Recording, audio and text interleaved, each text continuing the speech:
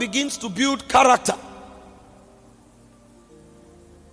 the first thing God does is that God empowers him. That's the first advantage of godly living, holy living. That's the first advantage of character. In Psalm 24 verse 3, it says, who shall stand upon the mountains of the Lord? Who shall ascend his holy hills? That means, who will God give the opportunity to wield the scepter of authority?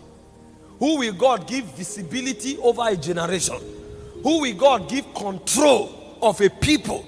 Who will God allow authority to impact a generation? And the Bible began to tell us. He said, him that is of a clean hands, him that is of a pure heart, that have not lifted up his soul in vanity. That means, if your hands are not clean, if your heart is not pure, if your heart is not in brokenness and humility, it says God will be the one resisting you. That is why you may have all the creativity, but nobody will know you. That is why you have all the words, nobody will know you. That is why you have all the invention, nobody will take advantage of it, because it said, if it's God, for God to exhort you over a generation, for God to give you authority over a generation, what God looks at is not what you can do, it's who you are. Is your hand clean? Is your heart pure? Is your soul lifted up in vanity? If all of these credentials are there, then God will exhort you over his hills. And remember what happens to a man that God have ascended or caused to ascend over his hills. What did the Bible say? In Micah chapter 4 verse 1, it said, all the nations will say, let us go to the house of the Lord. Let us go to his holy hills. He said, for out of Zion proceeds the law. That means where direction comes for the nations is on the mountains of God. And so the man who is on the mountain of God gives direction to the nations. He influences the nation. He inspires the nation. He tells the nations what to do. But who is the man that God will give the opportunity to stand on his holy mountains? Is the man that is of a clean hands. It's a man that is of a pure heart. So if you want to have authority to influence a generation, you want to have authority to influence a nation, what you should focus on is not God lift me. It's actually God purify me. Because if you are purified, there is one place God will keep you. It's upon the holy mountains of God. And if you're on the mountains of God, the nations of necessity will seek you, because you will be the one to give them direction. The Bible said God exalts the humble, but he said he resists the proud. He resists the proud. He giveth grace to the humble. What does grace do? Grace comes to cause you to stand out. It can come in form of wisdom. It can come in form of creativity. It can come in form of empowerment. That's what it means to stand on the mountain of God. There are many people today who are wondering why they have such a golden voice, yet nobody hears them. Because they have not been exalted. There are many people today that have 1,001 ideas that would have changed their world. But everywhere they submit their proposal, it is trashed. And they are wondering, why would these doors not open? Why would these opportunities not be given? Because God will not exhort you. God will only exhort you when your motives are pure. God will only exhort you when your hands are pure. So quit the wrong prayers. You have been praying for 10 years. Open doors for me. You have been praying for 10 years. Exhort me. And the Bible is telling you, the man that will stand upon his holy hills is a man with a pure hands. Is a man with a clean heart. So what you should start praying now is, Lord, purify me. Lord, purge me. Did you not read in 1 Timothy chapter 2 from verse 18? It said, if a man purges himself, he said that man is meet and qualified for the master's use. That means when your life is full of garbages, the focus of God is not your exhortation. The focus of God is actually your purification. Because if God exhorts you in error, you are finished. Did you not read about Adam? God created Adam to rule over the whole earth. In fact, when God blessed Adam, he said, have dominion over the birds of the air, the fish of the water, and everything that creepeth upon the face of the earth. The moment Adam defied himself, God drove him out of the garden and sent him into obscurity. Why would God send a man designed to rule over the earth into obscurity? Because if that man is exalted in error, he will be eternally condemned. There are most of us today that the level of money we should handle, God himself is the one stopping us from handling it.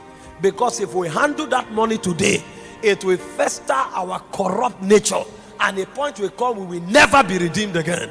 Most of us, the ideas we have today, the president of nations are supposed to come for it, but God will insist it doesn't happen, because if that level of influence comes, we will never be recovered again. We will be so lost that even if the whole power in heaven were to be channeled in our direction, we will be beyond recovery. So what God will do is that he will keep those doors waiting for the day that you are purified.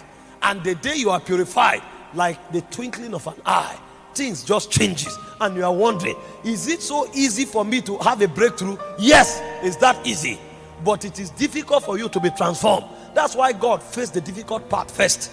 The moment your transformation is ensured, your change comes to you by free course. Believers focus on the wrong things. You have not been able to deliver yourself from the influence of clubbing, and you are telling God to empower you so that you will build a club in your own house. You have not yet been delivered from the influence of womanizing. You are telling God to breed upon this your idea to become a global vision, so that you start camping Brazilian ladies, Turkish ladies, Ethiopian ladies. You will travel for 1 year, they will not see you. The next time you return, your first son will be in Congo, your second son will be in Italy, your third son will be in Ethiopia. And at the end of the day, you empower all of them, and they bring chaos into the world. God has seen the end. His name is Alpha Omega. And because he has seen the end, he wants to work on you first before he empowers you. Because the man that will stand upon the holy mountains of God is the man that is of a pure heart. You know, people see the men God uses in politics, in ministry, in commerce, and they are wishing they should be the one. Go and find out how God dealt with those men. That's why now that they have been exalted, those things mean nothing to them. You are seeing the car they are driving. You are seeing the suits they are wearing. That's what's motivating you. Those things mean nothing to them. In fact, those things are camouflage. They need to wear them because of where they are operating.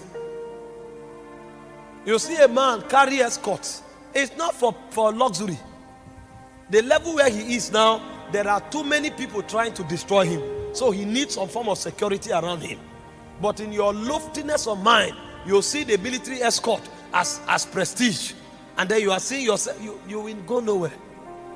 When you meet that man, what troubles him night and day is how the lives of people will be changed.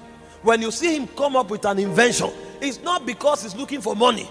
He's thinking of better ways of improving the lives of people. And the more he thinks on these things, the more ideas come to him. But somebody else is looking for the next innovation that will make him the youngest millionaire. Vanity upon vanity. Vanity upon vanity. That's why we go nowhere. When your motives are purified, God begins to empower you. Number two, when your motives are purified, God begins to give you creative ideas. Most of the inventors today, they were not thinking invention. They were actually thinking of improving the lives of humanity. So somebody see people trekking, riding on horses for 2 months to get to a location, and is wondering, how can human beings get to their destination faster? How can human beings be saved from the peril of the crisis of having to travel long distances, going through deserts? And as he's there thinking, he looks at a bird, and he said, birds fly. Is it possible for metals to fly? And on the strength of that, ideas began to come. What he's trying to deal with is the problem of transportation, not just to be called another inventor. And as those things burden him, it triggers into creativity. But you will never think like that until you are purified. Because if you are not purified, you will keep thinking self. And the more you think self, the smaller you become. So creativity is one of the byproducts of those who are purified. Because when they are purified, they quit thinking themselves, they start thinking others. And the moment they start thinking others, things begin to open up for them. Let me give you an instance of certain men in scripture. And then you see the level of power and creativity they walked in. The first man is Daniel. In Daniel chapter 6 verse 5, the Bible said, in Babylon, which is a nation of corruption, it said they could not find an occasion against Daniel. This is a man living in the belly of corruption. And he was not just living in one corner. He was a prime minister. He was an active politician. But they said they could not find an occasion against Daniel except in his consecration to his God. What level of purity is that? In fact, in Daniel chapter 1 verse 8, the Bible said Daniel proposed in his heart that he will not defile himself with the portion of the king's meat. So it was not something happening by coincidence. It was a deliberate stand taken by Daniel. I am in Babylon, but I will not be corrupt by Babylon. And 2 verses after, you will hear that Daniel and his friends were 10 times better than their peers. They entered an overwhelming level of mental power that they were 10 times. And their peers are not people reading books. These were astrologers. These were witches. People that had a spiritual advantage because of purity. The Bible said Daniel and his friends became 10 times better than them. That means any thought these men have, Daniel was already 10 times ahead. Any idea they have, Daniel is 10 times better. What kind of mental power is that? It was born out of a proposition that they will not defy themselves. The reason our generation is going backward is because corruption and decadence is taking the center seat in our hearts. Have you not noticed? Go to the universities today, you hardly find people having breakthrough in different aspects of science, in different aspects of education. Why? Because our campuses today is being replaced by fornication and immorality. So the kind of mental power people had in those days is no longer there.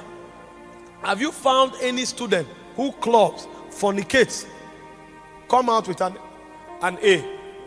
You can't do it. It eats your soul.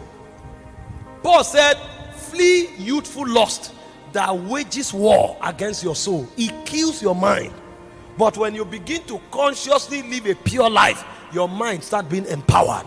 Daniel is a graphic example in scripture. And he was not just creative. This guy ruled Babylon. And Bible history will let us know that he was relevant to the government of Babylon for 65 years. He saw 4 different kings rise and fall. What kind of authority is that? And it's not like the Bible told us that this guy was specially gifted. We were only told that he refused to defile himself. We were only told that he committed himself to God in prayer. And suddenly, the king could do nothing without Daniel. In fact, a point came, the Bible said the king thought to himself to make him president over all the realms. If you begin to give attention to purifying yourself and refusing yourself to be defied, you will be shocked the level of inventive power that will come to you, because a lot is tied to your purity. Praise the Lord. It's beyond just coming to church and receiving impartation and falling down. If you keep your vessel, you become a junction of inspiration. God will load you with inspiration. Angels will load you with inspiration. You will see creativity in everything. And nothing empowers a man like wisdom. Solomon was wise and he was so powerful at the same time, because with wisdom comes power and influence. David had to fight 44 battles. Solomon never fought one. His wisdom provided peace and security for all his bounds. In fact, the opposing kingdoms came to him with gifts just to marvel at his nation and at his kingdom. There is a level of wisdom that our generation cannot tap into because we are too corrupt. And there's a level of influence we will not have except as that wisdom comes to us. Look at our world today. They talk about energy. They are godless people. They talk about computer creativity. They are godless people. But it was not so in the beginning. At first, all the inventors, all the wise men came from the church. What has happened to the church? Because we have taken purity to the backstage. And the more the church grows in corruption, the less their wisdom grows. The owner of Microsoft is not a Christian. Enter the crypto world today, the leaders are not Christian. They are talking about transportation, going to the moon. It's people like Elon Musk that are powering it. The direction the world is going, it looks as if the church is oblivion to it. The world finance is turning from physical cash to cashless policy to electronic money. And the people heralding it, they are not from the church. And at the end of the day, we fight it. After 10 years, we come back to use it.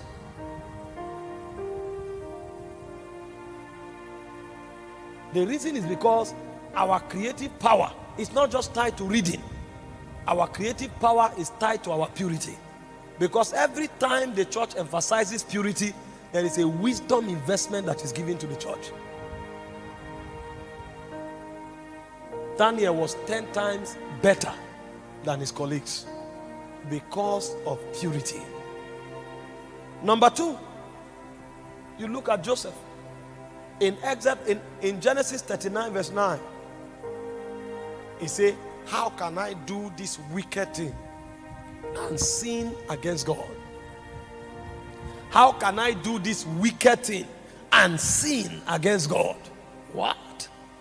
You are about to be exalted in a house. You were sold into a country as a slave. The only opportunity you have, you are turning it down because of your purity. Are you crazy? But the young man would rather remain a slave than to defile himself or to do evil against his master. And as if God was unfaithful, they bundled him, accused him, labeled him a rapist for 14 years, threw him into prison. A slave, as if that status was not enough, he was now labeled a rapist, attempting to rape his master's wife.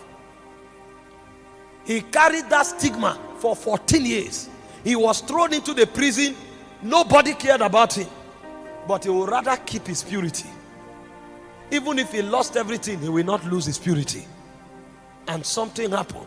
In Psalm 105, from verse 17, the Bible said, until the time that his word came, the word of the Lord tried him.